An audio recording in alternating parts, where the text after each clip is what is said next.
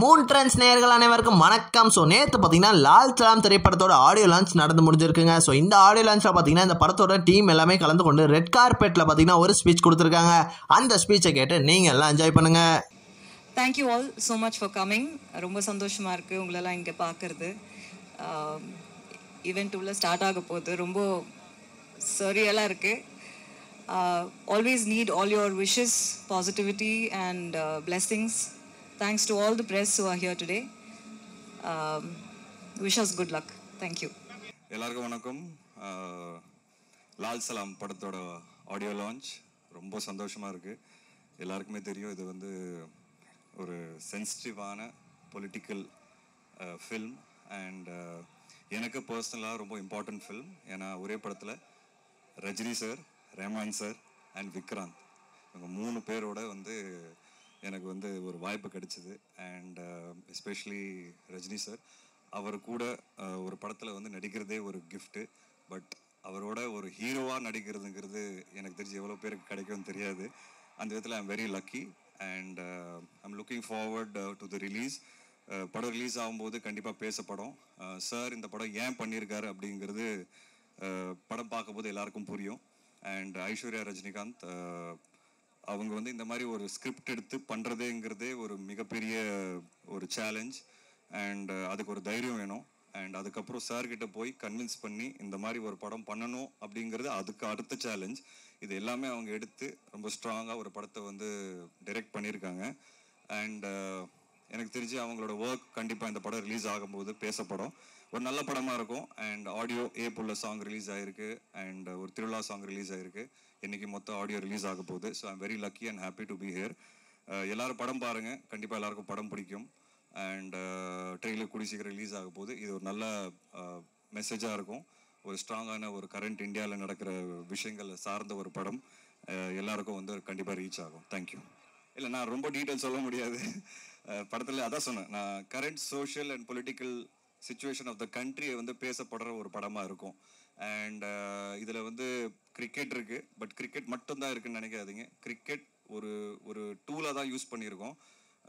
And இது இது ஒரு ஒரு விஷயத்த யோசிக்க வைக்கும், ஒரு விஷயத்த புரிய வைக்கும். அது என்னால் நிறைய சொல்ல முடியாது. பட் அது ஒரு ஸ்ட்ராங் மெசேஜ்க்கு ஒரு ஸ்ட்ராங் பர்சனாலிட்டி தேவைப்படும். அண்ட் அப்போ தான் அது ரீச் ஆகும். அந்த விதத்தில் எங்களுக்கு தலைவருக்கு பெட்டரான ஒரு ஸ்ட்ராங் பர்சனாலிட்டி எனக்கு தெரிஞ்சு இந்தியாவில் யாருமே இல்லை. அந்த விதத்தில் we very lucky to have got தலைவர் ஃபார் லால் சலாம். அவர் ஒத்துக்குனதே ஒரு பெரிய விஷயம். அண்ட் கண்டிப்பாக நீங்கள் எல்லாரும் பார்த்து அதை அப்ரிஷியேட் பண்ணுவீங்க.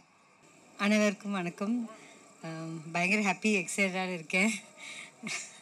ஆக்சுவலி இது என்னோடய செகண்ட் ரவுண்டுன்னு சொல்லலாம். ஃபஸ்ட்டு இந்த இடத்துக்கு நான் வந்ததுக்கு எங்கள் அம்மா அப்பாவுக்கு, எங்கள் அக்காவுக்கு எல்லாருக்கும் நன்றி சொல்லணும். மணிரத்னம் சாருக்கு ரொம்ப ரொம்ப ஹாப்பி.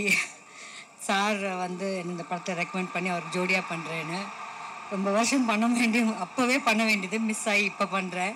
ரொம்ப சந்தோஷம் இப்போ பண்ணுறனால. பிகாஸ் எல்லோரும் வந்து 80s பண்ணியிருந்தா 80s ஹீரோன்னு. இப்போ நான் 80sலும் இப்போ இருக்க ஜென்ரேஷனுக்கு நான் நிறைய ரீச் ஆகிடுவேன். ஸோ ரொம்ப ஹாப்பி. ரொம்ப தேங்க்ஸ் ஒன்ஸ் அகெயின் லைக்கா பேனருக்கு, ஐஸ்வர்யா மேமுக்கு, சாருக்கு ரொம்ப ரொம்ப தேங்க்ஸ். Thank you guys. மீடியா நண்பர்களுக்கு வணக்கம். என் பேர் தன்யா.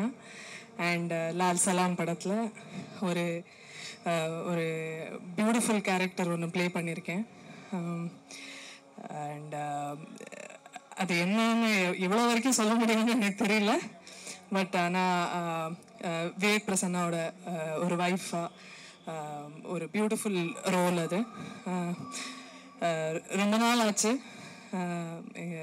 ஒரு இந்த மாதிரி ஒரு அழகான ஒரு ரோல் கொடுத்ததுக்கு ஐஸ்வர்யா மேமுக்கு நன்றி. Thank you so much.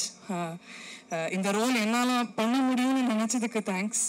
ஸோ அதான் கிரிக்கெட் தான் என் லைஃப். கிட்டத்தட்ட 15 வருஷம் 12-13 வருஷம் ஆடியிருக்கேன். கிரிக்கெட்னால நிறைய நல்ல விஷயங்கள் நடந்திருக்கு. ஜீவா என்னால் வந்து ஒரு வெண்ணிலா கபடி படத்தில் வந்து ஒரு ஸ்போர்ட்ஸ் மேனாக தான் பண்ணதுக்கு காரணமே நான் ஒரு கிரிக்கெட்டருங்கிறது தான். அதுக்கப்புறம் சிசிஎல்ல நிறைய விளையாடணும், ஃப்ரெண்ட்ஸ் ஆனோம். ஸோ நிறைய கொடுத்துருக்கு கிரிக்கெட் எனக்கு. ஸோ என் லைஃப்பில் ரஜினி சாரோட நான் நடிப்பேன் அப்படிங்கிறது நான் நினச்சி கூட பார்க்கல. ஒரு ஹீரோவாக நடிப்பேன் அப்படிங்கிறது எனக்கு கனவுல கூட வரல. அது உண்மையாகவே ஃபஸ்ட் டைம் கமிட் ஆகும்போது எனக்கு ஒரு நிமிஷம் புரியல. என்ன ரஜினி சார் இவ்வளோ நேரம் நம்ம படத்தில் பண்ண போகிறாரா அப்படிங்கிறது எனக்கு பயங்கர எக்ஸைட்மெண்ட்டு. அண்ட் நான் பெரிய தலைவர் ஃபேன். அண்ட் அதே படத்தில் கிரிக்கெட்டும் இருக்கிறதுங்கிறது எனக்கு எப்படி சொல்கிறது, உங்களுக்கு லைஃபே வந்து ஒரு கம்ப்ளீட் சர்க்கிள் வந்த மாதிரி ஒரு ஃபீலிங் இருந்தது. அண்ட் அகெயின் நான் திருப்பி விக்ராந்த் பேர் எடுக்கிறேன். ஏன்னா விக்ராந்த் நானும் ரொம்ப க்ளோஸ் ஃப்ரெண்ட்ஸ். நிறைய வாட்டி வந்து படம் ஒன்றா நடிக்கணும்னு ஆசைப்படுவோம். இந்த மாதிரி ஒரு படத்தில் எங்களுக்கு கிடைக்குங்கிறத நாங்கள் நினச்சி பார்க்கல. அண்ட் அகெயின் ரஹ்மான் சார், அதுக்கப்புறம் கபில் தேவ் சார். ஸோ கபில் தேவ் சாரோட மீட் பண்ணும்போது ரொம்ப எக்ஸைட்டிங்காக இருந்தது. பாம்பேல ஷூட் இருந்தது, அங்கே தான் மீட் பண்ணோம்.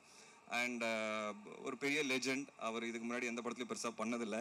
அண்ட் இந்த படத்தில் பண்ணியிருக்கிறாரு, ஒத்துக்கிட்டாரு, ரஜினி சாருக்காக ஒத்துக்கிட்டாரு. அண்ட் அதை நீங்கள் பார்க்கும்போது ஸ்க்ரீனில் அதை ஜஸ்டிஃபை பண்ணுவோம் ஏன் அப்படிங்கிறது. ஸோ கதையில் நிறைய விஷயங்கள் இருக்குது. அதை என்னால் கதை பற்றி பேச முடியாது இப்போது. அண்ட் கண்டிப்பாக இந்த படம் வரும்போது இந்த படம் தானாக பேசும். Okay, thank you. அண்ட் இந்த வாய்ப்பை நான் மறக்கவே மாட்டேன். ஏன்னா இது ரொம்ப ரொம்ப ஸ்பெஷல். ஒரு வரம் அப்படின்னு தான் சொல்ல முடியும். லைஃப்பில் எப்போயாவது தான் கிடைக்கும். ஸோ ஐம் வெரி வெரி தேங்க்ஃபுல்லுங்க. அண்ட் உங்களுக்கு என்னோட கேரக்டர் பிடிக்கும்னு நினைக்கிறேன். And I hope we can entertain you. எல்லாருக்கும் வணக்கம். லைஃப்பில் ரொம்ப முக்கியமான ஒரு நாள். ரொம்ப சந்தோஷமாக இருக்குது. ரஜினி சாரோட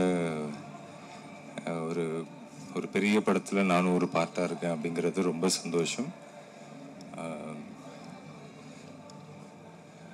இந்த படத்தில் வந்து ரொம்ப இது வந்து ஒரு 30 நாளுக்கு மேலே வந்து ரஜினி சாரோட ஒர்க் பண்ணி அவர்கிட்ட இருந்து கற்றுக்கிட்ட விஷயம் இதெல்லாம் வந்து மறக்கவே முடியாது. So thank you. பெரிய Lyca productions, AR Rahman sir, இதெல்லாம் வந்து கனவுல கூட நினச்சதில்லை நான் இவங்களோடலாம் ஒர்க் பண்ணுவேன் அப்படின்னு. ஸோ ஐஸ்வர்யா மேம்க்கு ஒரு பெரிய நன்றி, லைக்கா ப்ரொடக்ஷன்ஸுக்கு ஒரு பெரிய நன்றி. ரஜினி சாரோட டெடிக்கேஷன், அதுக்கப்புறம் அவரோட என்கரேஜ்மெண்ட், இதெல்லாமே வந்து பெரிய ஒரு பூஸ்ட். ஏன்னா நம்ம வந்து வாழ்க்கையில் ஏதோ ஒரு பிலீஃபை நம்பி சரி நம்மளும் வந்துடுவோம் அப்படின்ட்டு ஓடிக்கிட்டு இருக்கோம். அந்த நேரத்தில் வந்து கடவுள் கொடுத்த பரிசாக இந்த படம் கிடச்சிது எனக்கு. அப்படி தான் நான் இந்த படத்தை பார்க்குறேன். ரஜினி சார் வந்து என்கிட்ட நிறைய பேசியிருக்காங்க. பட் அதெல்லாம் வந்து எப்படி சொல்கிறது,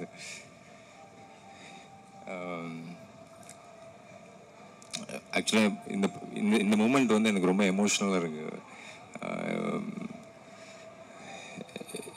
இந்த ரோல் வந்து இந்த இண்டஸ்ட்ரியில் யாராக இருந்தாலும் பண்ணியிருப்பாங்க. பட் அது எனக்கு வந்தது அப்படிங்கிறது வந்து சாருக்கு தெரியாமல் வந்திருக்காது. பட் அது நான் பண்ணணும் வந்துட்டு ஓகே சொன்னதுக்காகவே அவருக்கு ஒரு மிகப்பெரிய நன்றி.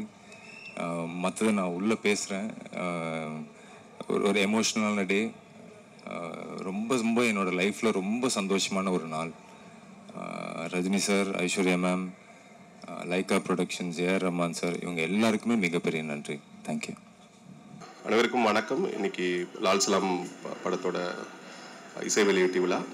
வழக்கமோட தலைவரோட ஃபேன் பாய் மூமெண்ட் மாதிரி தான் எனக்கு ஒரு தருணம் இருந்திருக்கு. அவர் கூட பேசுறது, அவர் கூட பழகிறது, அவரோட படங்கள் பார்க்குறது, அவர் கூட ஒரு செகண்ட் ஸ்க்ரீன் ஸ்பேஸ் எடுத்துக்கிறது, இது எல்லாம் நிகழ்றதுக்கு ஒரு முக்கியமான காரணமாக கடவுளுக்கு நன்றி சொல்லிக்கிறேன். இந்த படத்தோட இயக்குனர் Aishwarya ma'am and writer cinematographer Vishnu Pradev, இவங்க 2 பேருக்கு நான் ரொம்ப கடமைப்பட்டிருக்கேன். இந்த மாதிரி ஒரு முக்கியமான அழுத்தமான ஆழமான ஒரு கதையும் சூழ்நிலை ஒரு படத்தில் எனக்கு ஒரு கேரக்டர் கொடுத்ததுக்கு ரொம்ப நன்றி.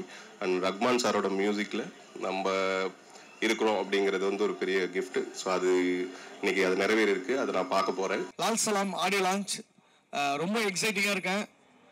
ரொம்ப ஒரு ஹாப்பியாக இருக்குது. லைஃப்பில் வந்து ஒரு மறக்க முடியாத ஒரு ஈவெண்ட் இது. ரொம்ப சந்தோஷமாக இருக்குது. ஏதோ ஒரு அச்சீவ் பண்ண மாதிரி லைஃப்பில் ஒரு ஃபீலிங்காக இருக்குது. Lal Salaam audio launch, super star தலைவர் ரஜினி சார் பேச போகிறாரு. அவர் பேச்செல்லாம் கேட்குறதுக்கு ரொம்ப வெயிட்டிங்கில் இருக்கேன். கம்மிங் 9th படம் ரிலீஸ் ஆகுது.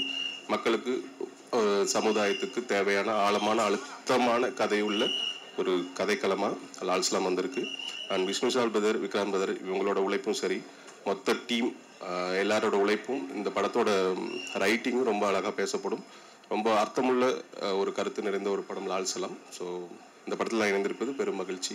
விஷ்ணு விஷால், அதான் லால் சலாம் படத்தில் எனக்கு கிடைச்ச 2 நண்பர்கள்னா அது விஷ்ணு விஷால் பிரதரும் விக்ராந்த் பிரதரும்.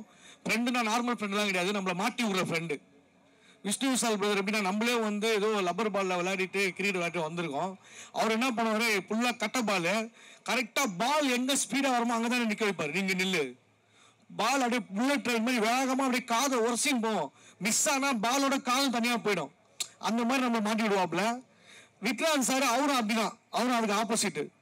அவர் என்ன பண்ணுவார், நம்ம ஓரமாக நின்னா உடம்புல அடிப்பார் பாலை, ஒரு மூலி வேணும்னா மூஞ்சிலே அடிப்பார். அந்த மாதிரி பிளான் பண்ணி பண்ணுவாங்க. 2 பேரும் வச்சு செய்வாங்க. 2 பேரும் ஒருத்தருக்கு ஒருத்தர் சலிச்சதில்லை, அவங்ககிட்ட மாட்டிக்கிட்டு நான் பொழைச்சதில்லை. அனைவருக்கும் வணக்கம்.